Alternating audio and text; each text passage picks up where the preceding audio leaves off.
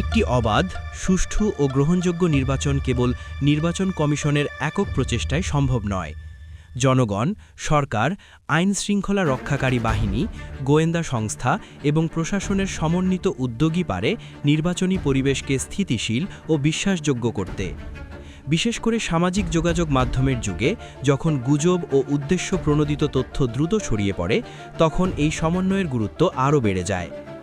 নির্বাচন কেন্দ্রিক সাম্প্রতিক আলোচনায় ইলিয়াস পিনাকি ও মোস্তাফিজ সহ কিছু ব্যক্তি ও প্ল্যাটফর্মকে ঘিরে ষড়যন্ত্র, হামলা কিংবা হুমকি সংক্রান্ত নানা দাবি সামনে আসছে। বিশ্লেষকদের মতে এসব দাবির একটি বড় অংশ যাচাইহীন এবং পরিকল্পিতভাবে বিভ্রান্তি তৈরির চেষ্টা। এমন বয়ান সাধারণত তিনটি বৈশিষ্ট্য বহন করে: প্রমাণের অভাব, তথ্যদাতার নাম গোপন রাখা এবং দায় অন্যের ঘাড়ে চাপানোর প্রবণতা।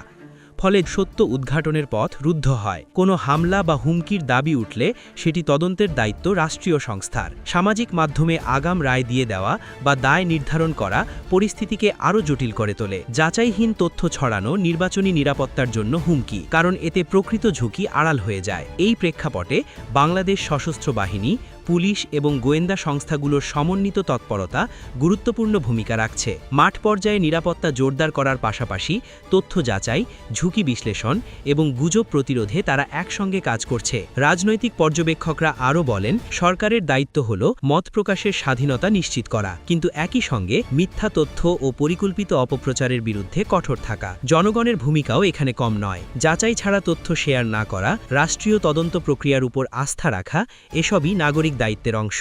সবশেষে বলা যায়, নির্বাচনকে ঘিরে ভয় দেখানো বয়ান বা অস্পষ্ট অভিযোগ নয়, বরং প্রমাণভিত্তিক আলোচনা ও প্রাতিষ্ঠানিক সমন্বয়ই পারে গণতন্ত্রকে শক্ত ভিত্তির উপর দাঁড় করাতে। এই সমন্বয় বজায় থাকলে সুষ্ঠু নির্বাচন শুধু সম্ভাবনাই নয়, বাস্তবতা হয়ে উঠবে।